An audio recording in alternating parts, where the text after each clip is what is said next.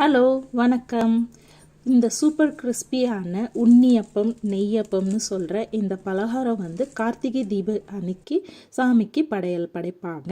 இதை எப்படி செய்கிறதுன்னு சொல்லிட்டு இன்றைக்கி நான் செஞ்சு காட்ட போகிறேன். அதுக்கு தேவையான பொருட்கள் 2 கப்பு பச்சரிசி, 1 கப்பு வெல்லம், உப்பு 1/4 டீஸ்பூன் அளவுக்கு, கோதுமை மாவு 1 டேபிள் ஸ்பூன் அளவு, மைதா மாவு 1 டேபிள் ஸ்பூன் அளவு, தேங்காய் துருவினது ஒரு 2 டேபிள் ஸ்பூன் அளவுக்கு எடுத்துக்கணும். இந்த பச்சரிசியை நல்லா வாஷ் பண்ணிவிட்டு நல்ல தண்ணி ஊற்றி ஒரு 5 மணி நேரத்துக்கு நாம் ஊற வைக்கணும். இப்போ பாருங்கள், இந்த அரிசியை நான் நல்லா வாஷ் பண்ணி எடுத்துக்கிறேன். தண்ணி ஊற்றி ஒரு 5 மணி நேரத்துக்கு இந்த அரிசியை நான் ஊற வைக்க போகிறேன். 5 மணி நேரம் கழிச்சாச்சு.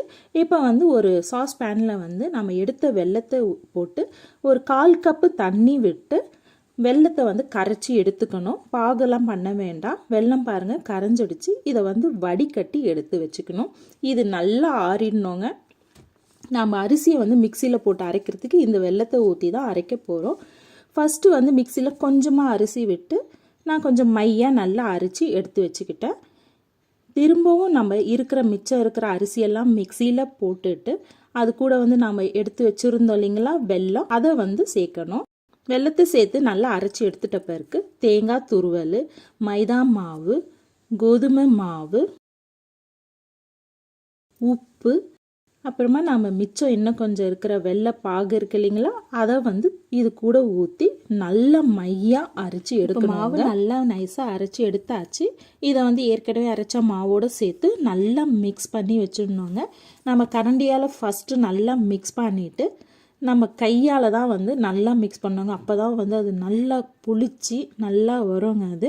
இதை இப்போ மூடி போட்டு 7லேருந்து 8 மணி நேரத்திற்கு நாம் புளிக்க வைக்கணும். அதுவும் இல்லாமல் நம்ம கோதுமை மாவு மைதா மாவு எதுக்கு சேர்க்குறோன்னா அந்த மாவு எல்லாத்தையும் சேர்த்து சீக்கிரமாக புளிச்சு வர்றதுக்கு ரொம்பவே யூஸ்ஃபுல்லாக இருக்கும். இப்போ மாவு 8 மணி நேரம் வச்சு எடுத்தாச்சு. பாருங்கள் நல்லா புளிச்சு வந்துருக்குது. இதை பார்த்தாலே தெரியலைங்க எவ்வளோ கெட்டியாக இருக்குது பாருங்கள். இந்த திக்னஸ் தாங்க இந்த உண்ணியப்பம் செய்யறதுக்கு நம்மளுக்கு தேவைப்படும். இந்த கெட்டியாக தான் இருக்கணும் மாவு. இந்த பதத்துக்கு இருந்தால் நல்லா இருக்கும். இதை நல்லா இப்போ மிக்ஸ் பண்ணிவிட்டு ஒரு கடாயில் நான் எண்ணெய் ஊற்றி வச்சுருக்கேன். எண்ணெய் இப்போ காஞ்சிட்டு இருக்குது. இப்போது அதான் மீடியம் ஃப்ளேமில் வச்சுக்கிட்டோம். ரொம்ப சூடாக வேண்டாம். ஒரு கரண்டி மாவு எடுத்து எந்த இடத்துல ஊற்றுறோமோ அந்த இடத்துல மட்டும் ஊற்றணும். ஒரு அளவுக்கு பாருங்கள், அது எவ்வளோ அழகாக பொரிஞ்சு மேலே அப்படியே இப்போ உப்பி வரும் பாருங்கள்.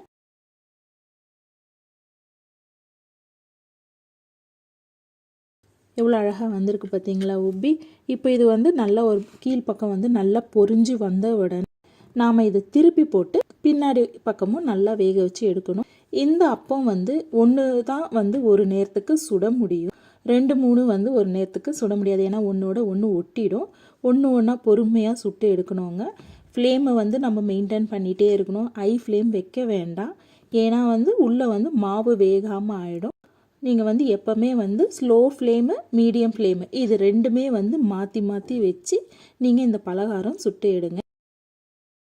பாருங்கள், இது நல்ல அழகான கோல்டன் கலரில் வந்துருச்சு.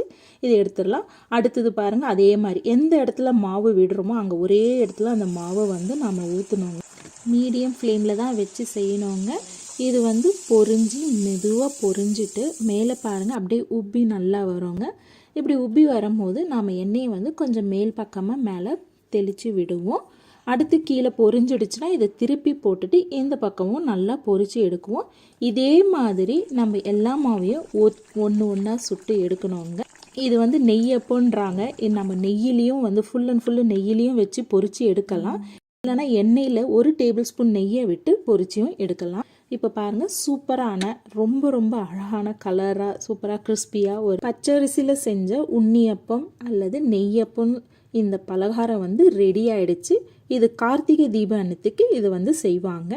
இது பாருங்கள் எவ்வளோ ஒரு கிறிஸ்பியாக அவுட் சைடில் உள்ளே அவ்வளோவும் சாஃப்டாக நல்லா இருக்குங்க. கண்டிப்பாக இது சாப்பிட்றதுக்கும் ரொம்ப ரொம்ப டேஸ்ட்டாக நல்லா இருக்குங்க. இந்த ஸ்வீட் ரெசிபி எப்படி இருந்ததுன்னு சொல்லிட்டு எனக்கு கமெண்ட்ஸில் எழுதுங்க. என்னுடைய சேனலை சப்ஸ்கிரைப் பண்ணுங்கள், லைக் பண்ணுங்கள், ஷேர் பண்ணுங்கள். தேங்க்யூ.